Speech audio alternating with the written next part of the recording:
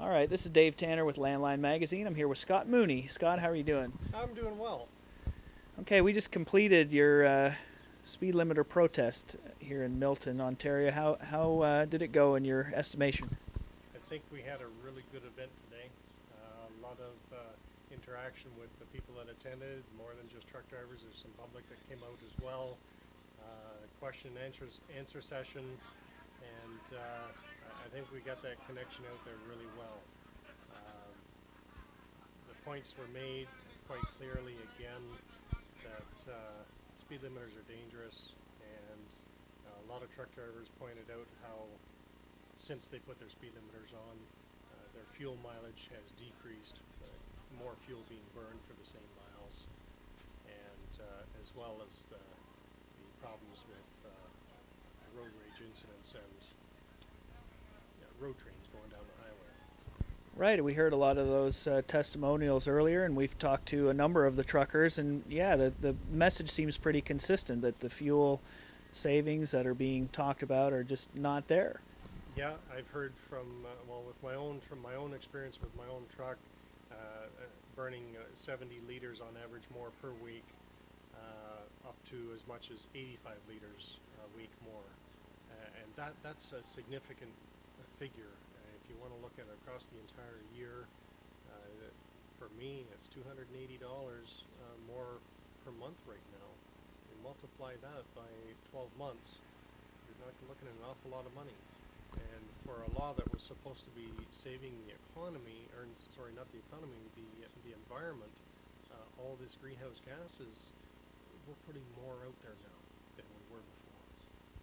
Right, and the economy certainly won't get any better if there's more money coming out of your pocket. Well, that works out to roughly, just not even thinking about it, about $3,000 a year more I'm paying out in fuel with the truck running less efficient. Where before, running it at its optimum, we were actually, we would be saving that $3,000 a year. Now, what's it going to take for the public to really come around and see the truckers' points on this? Well, unfortunately, the public's view of trucks is more that they're big, they're scary, and people don't like to drive around them. And people get the perception that trucks are always faster down the highway and they're blowing past them. And I've made this simile today that people will see a car going down a street at 60 kilometers an hour and it's not an issue. And 5 minutes later they'll see a tractor trailer going down the street at 60 kilometers an hour. The perception is it's going a lot faster. So when they see a truck passing, again, that perception is that it's going a lot faster because it's larger size. And that's what we're fighting against. It's that improper perception that people have. And the only tool we have is to try to educate people and to show them the reality of it is. I've had complaints, not complaints, but one complaint in the past that the truck I run, that I was exceeding the limit of 120. Well, my truck has a speed limiter on it. It's right from the factory when it was new. It's set at 116. Straight level road, that's the maximum it will do. And very rarely have I ever run it at that speed.